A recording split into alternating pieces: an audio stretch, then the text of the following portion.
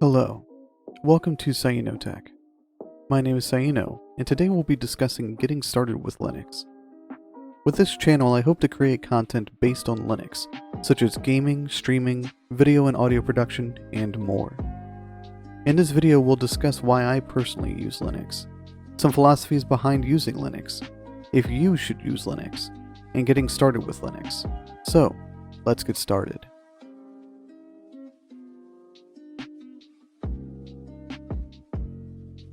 Linux is not Windows or Mac. It is a completely different operating system, and will have its own software unique to it. If you're interested in using Linux or switching to Linux, be prepared to make some changes to your hardware, peripherals, or software you use. There are plenty of capture cards, high-end audio equipment, and expansion cards that support Linux. Those are the companies and products I choose to support. There may be options to set up a virtual machine to use some Windows-specific software, but unless you've set up a GPU pass-through virtual machine, then you may not want to switch to Linux.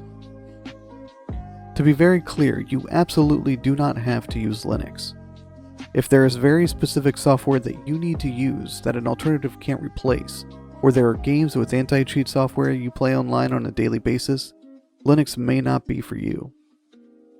At the time of this video, there have been a number of promises made by anti-cheat software companies in preparation for the Valve Steam Deck and SteamOS 3 release. However, this doesn't mean every game with anti-cheat will work.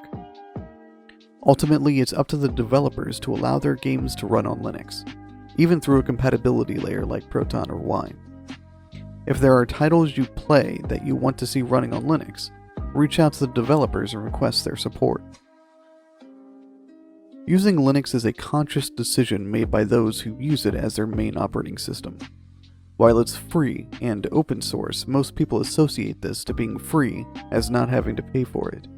While Linux does not have a monetary cost associated to it, the free that people refer to is the freedom to do what you want with your hardware and use Linux or other open source software how you want.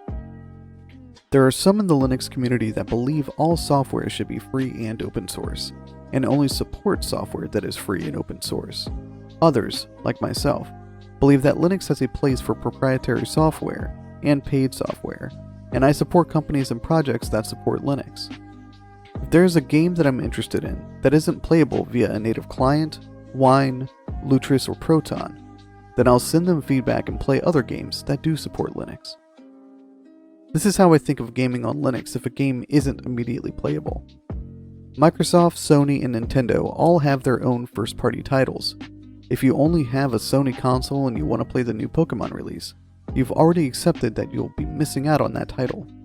For things like video and audio production applications, there are more than enough alternatives to Adobe Suite products that allow me to create content like you see here. Be sure to subscribe as we'll be covering those applications and more in upcoming videos. Now, with all that said, let's move on to what a distro is. A Linux distribution, or distro, is a collection of Linux packages, software, and features pre-configured and maintained by a company or group of people. Some add their own unique features to set them apart from other distributions, but each distro is usually derived from Debian, Ubuntu, which is also based on Debian, Red Hat, or Arch. Anyone can make a distribution, and any distribution can look like any other distribution. What you're really wanting to focus on is the ecosystem that the distribution subscribes to.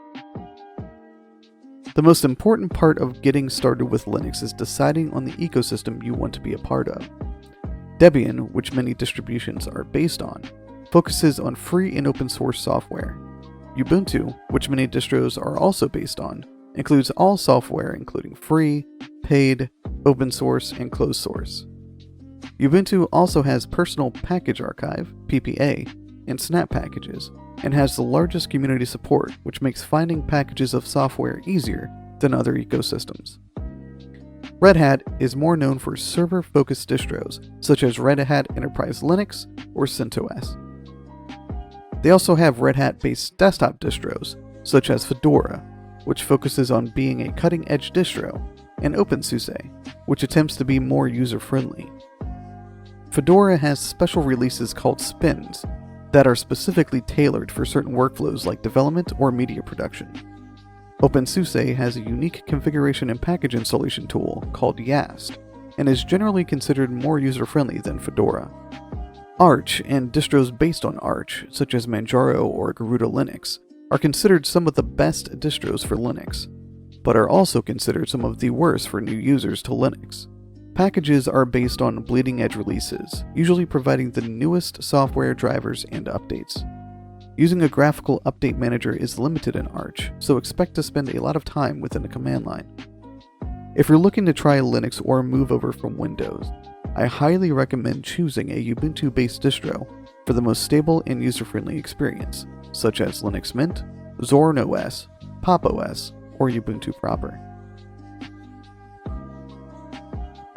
A desktop environment is what gives a distribution its look, and usually what drives a potential user to choose a specific distribution over another. Some distros use a specific desktop environment for their main release, but many desktop environments can be installed on many distributions, and any distribution can be modified to look like any other distribution. Garuda Linux, for example, looks stylish and beautiful, running the KDE Plasma desktop environment. Being based on Arch Linux, however, may not be the ecosystem you want to use. Luckily, you can achieve that same look on any distribution using KDE, or use it as an inspiration to make your own desktop style. I personally use Linux Mint, and while Linux Mint doesn't provide a KDE release, you can install KDE within Linux Mint and still have access to the Ubuntu-based ecosystem available.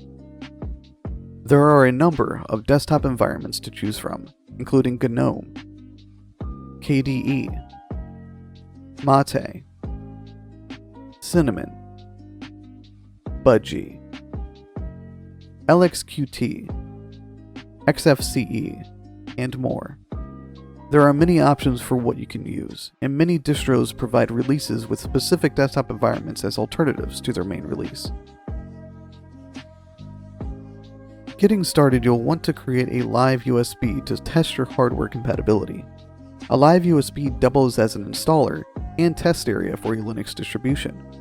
Creating a virtual machine in VirtualBox or VMware will give you an idea of what the distribution has to offer, but making sure your hardware and peripherals work is incredibly important before installing any distro. Dual booting is an option, but if you're planning on dual booting, I would suggest using separate disks instead of putting Linux on the same disk as an existing operating system. Grub, which many distros use as a boot manager, can take over for the Windows boot manager when installing a distro. You'll still be able to boot into Windows and Linux using Grub, but it's important to note if you notice your boot manager change. The process for installing Linux is straightforward, easy to follow, and is similar experience across all distros. If installing on a specific disk, make sure to choose the correct one in the installer. Set up your user information, and wait for the install to complete. Updating a Debian or Red Hat Linux-based distro is pretty easy and unobtrusive. The Update Manager will highlight if an update for the system or software on the system is found. Opening the Update Manager will show you what's expected to be updated, and you can decide to update then or whenever you like. Updating software usually doesn't require a reboot, but if a reboot is needed, the Update Manager will suggest it once the updates are completed. For Arch-based distros, the update process is similar. However, updates, software, and drivers are usually considered bleeding edge.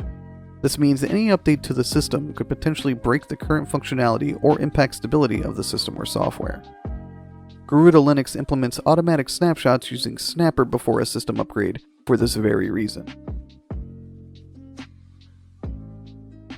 Many users new to Linux are concerned with the command line, and rightfully so.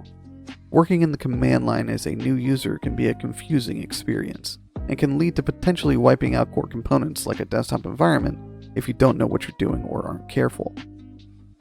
For most things, you won't need to use the command line, but there are times when you might need to interact with the command line or see output from one. On a Ubuntu-based distro, you can install a personal package archive, PPAs, into the software sources, then go into the package manager and install the package from there, even if it doesn't appear in your software center. If you're uncomfortable using a command line, then for many users this will be a nice alternative for installing packages from a PPA. Each ecosystem has their own packages unique to them. Like Windows EXEs or Mac app packages, Debian has DEBs, Red Hat has RPMs, and Arch has AUR. There are other types of application packages such as snap packages, flatpaks, and app images, which aim to make universal Linux packages regardless of the distro. These are great since they are a single package that can work on majority of distros based on Debian, Red Hat, or Arch without issue. Snaps may be a great option for some people, though I personally don't like or use them. By default, snap packages are disabled on Linux Mint and Pop! OS, which are also Ubuntu based, but are enabled on Ubuntu and other Ubuntu distros like Zorin OS. Flatpaks can install and integrate into the system and desktop environment automatically, while app images simply need permission to be opened and run straight from the app image itself. Debian-based distributions like Linux Mint, Ubuntu, Pop! OS, and Zorin OS will essentially all function the same when it comes to installing packages. There will be differences in menus, system software like file explorers and monitoring applications, and the position of window buttons. But these differences are due to the desktop environment and not specifically the distro. An Arch-based distro, such as Manjaro or Garuda Linux, is generally good for an advanced user. A lot of time will be spent in the command line, and some applications may be expected to be compiled from source. Garuda attempts to mitigate this by allowing users to choose common gaming-centric applications at the time of install. While this is convenient initially, when it comes to other software not on that list, a user may be confused as to how or where to install applications themselves. Manjaro also curates many of the packages that are available for system updates, attempting to provide a stable experience for users. Zorin OS has some unique features from other Ubuntu-based distros that are generally more user-friendly for those coming from Windows. When installing software, a Windows user might download and attempt to install a Windows EXE, which is not a native application for Linux. If this happens, Zorin OS attempts to find the same application natively for Linux in the software repository and directs the user to the software center to install that application. There are many options when it comes to using Linux, and many within the community that have their own strong opinions. Ultimately, it's your choice what you use and how you use it. Do you have to use Linux? Absolutely not. But if you want to, then I hope this video has helped make your decision easier. This is Saieno with SaienoTech. Thanks for watching.